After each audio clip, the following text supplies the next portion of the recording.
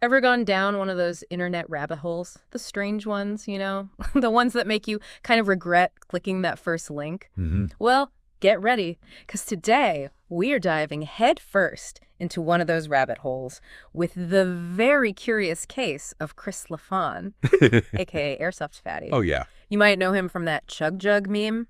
Yes. Yeah, that one. Or maybe you saw him on iDubbbz's Full Force documentary. Sure. But behind all those memes and the viral videos, there's this whole story. And it's fascinating and kind of unsettling all at the same time. Yeah. We're talking about like internet fame or those communities that kind of prop these personalities up. And then all those blurry lines when it comes to exploitation. Yeah. And to help us navigate this whole digital maze, we've got our expert here with us, ready to break it all down. So before we go full deep dive into the online world of Airsoftfatty, can you give us a little context? What was Chris's online presence like before the memes and the documentaries? Well, you got to think back to like the early days of YouTube, back when, anyone with a camera and a dream could become a star. Chris was right there in the thick of it, posting like everything, homemade Star Wars videos, cooking tutorials, you name it. Yeah. He had this like raw, unfiltered style that some people found endearing, Yeah. even funny. Yeah, I've seen some of his early stuff. It definitely had that so bad it's good vibe, for sure. But there is a darker side to this story, right? Yeah, unfortunately there is.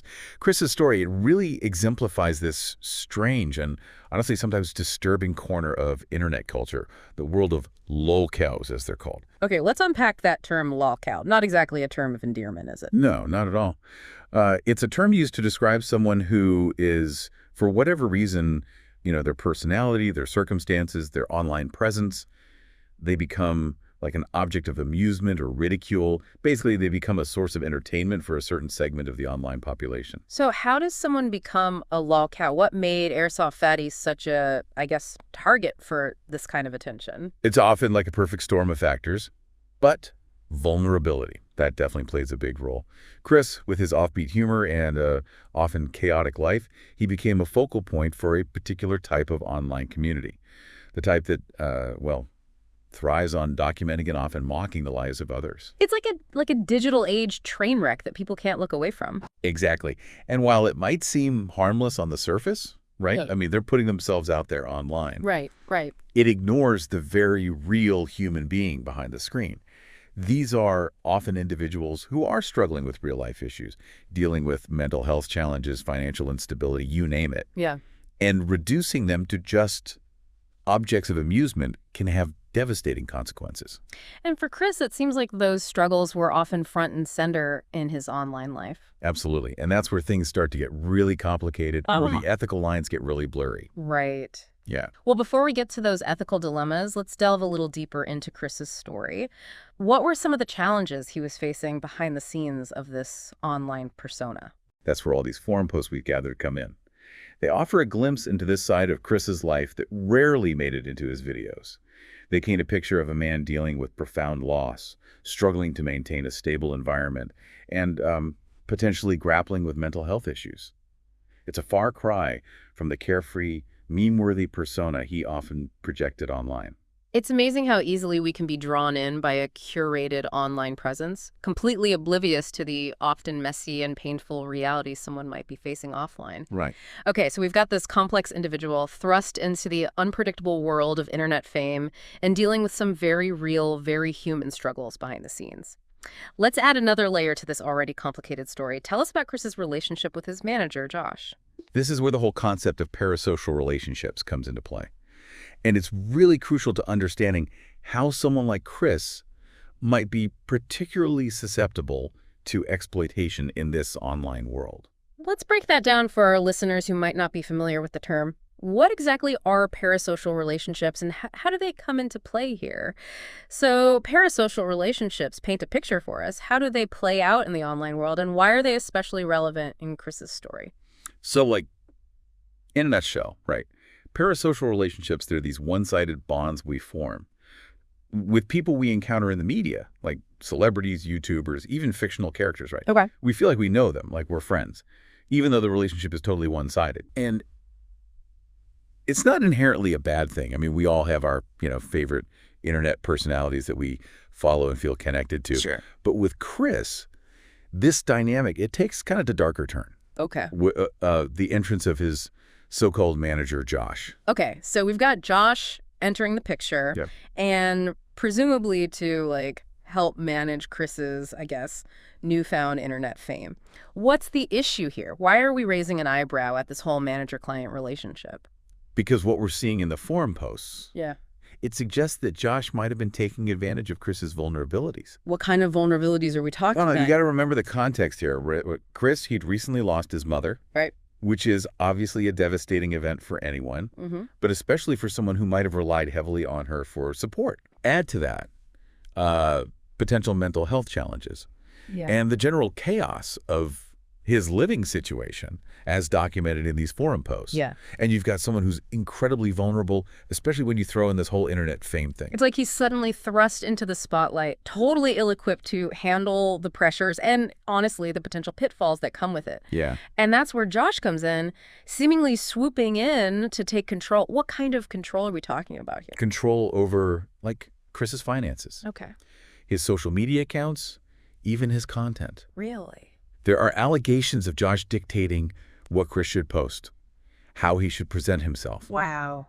Essentially turning him into a character for his own financial gain. Yeah. So instead of, like, providing guidance and support, Josh might have actually been exploiting Chris's vulnerabilities for his own benefit. Exactly. And these forum posts are full of stories that suggest this dynamic.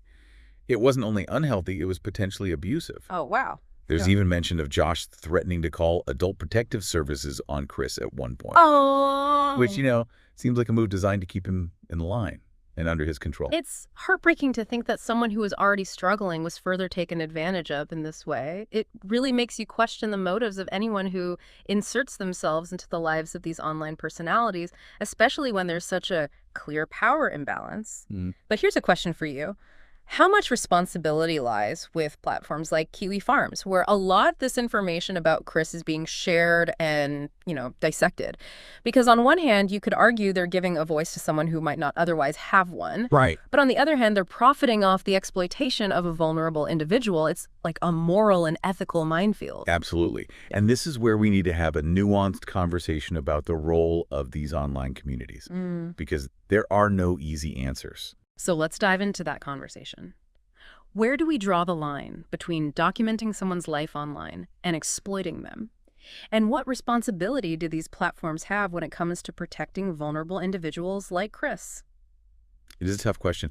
Where do we draw the line? You've got this whole community, right, on Kiwi Farms, and they're dedicated to documenting, like, every little detail of this guy's life. And it's hard to ignore that they're profiting off his story, even if it's just through ad revenue. Yeah, for sure. It's complicated. On the one hand, you could say Kiwi Farms is just a forum, a place where people can talk about whatever they want. Right. But realistically, these platforms, they have a responsibility to think about the harm they might be causing, especially when it comes to vulnerable people like Chris. Yeah, I mean, because it's one thing to discuss, like a celebrity gossip site.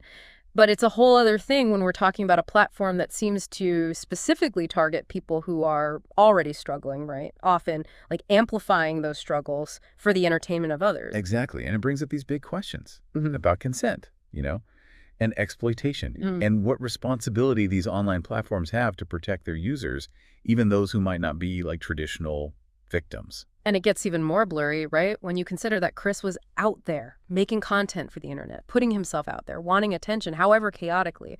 So how do we reconcile that with this idea that he was being exploited at the same time? That is the million-dollar question, isn't it? Yeah. Because it forces us to think about the nuances of agency, especially online.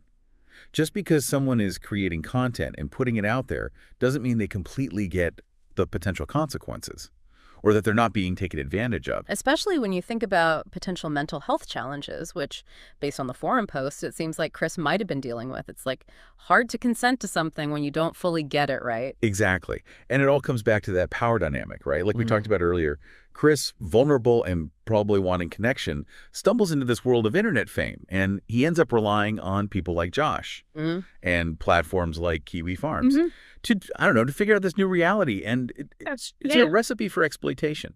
It's easy to get caught up in the entertainment of it all, right? The memes, the viral videos. But we got to remember, there's a real person at the center of this.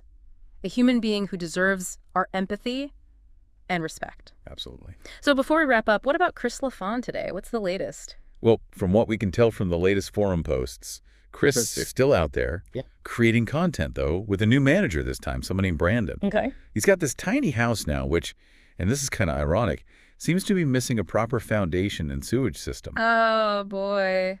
That does not exactly inspire confidence. And what about this new manager, Brandon? Anything we should know about him? The forum posts paint a bit of a mixed picture. He's apparently part of the cannabis industry. And has a bit of a checkered past himself. Oh, boy. It's like Chris keeps finding himself in these situations that just raise more red flags than a May Day parade. It definitely makes you wonder if Chris is really in control of his own narrative, or if he's fallen back into this pattern of dependence. There are even some unsubstantiated allegations on the forums about past inappropriate behavior, which, just adds another layer of complexity to an already complicated story. Wow, just when you thought it couldn't get any more tangled. It's a huge reminder that what we see online, it's just the tip of the iceberg. There's always more to the story, way more than we could ever know.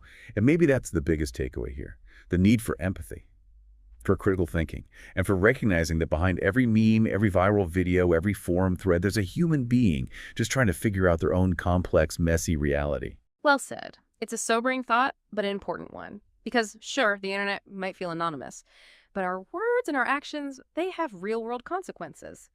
If Chris LaFon's story teaches us anything, it's that the line between entertainment and exploitation, it can be really, really thin. And it's up to all of us to be careful. And to remember the human stories behind the screens. This has been The Deep Dive. We'll leave you with this. If Chris LaFon had the chance to tell his own story, what would he say? It's something to think about. Until next time, keep exploring, keep questioning, and keep diving deep.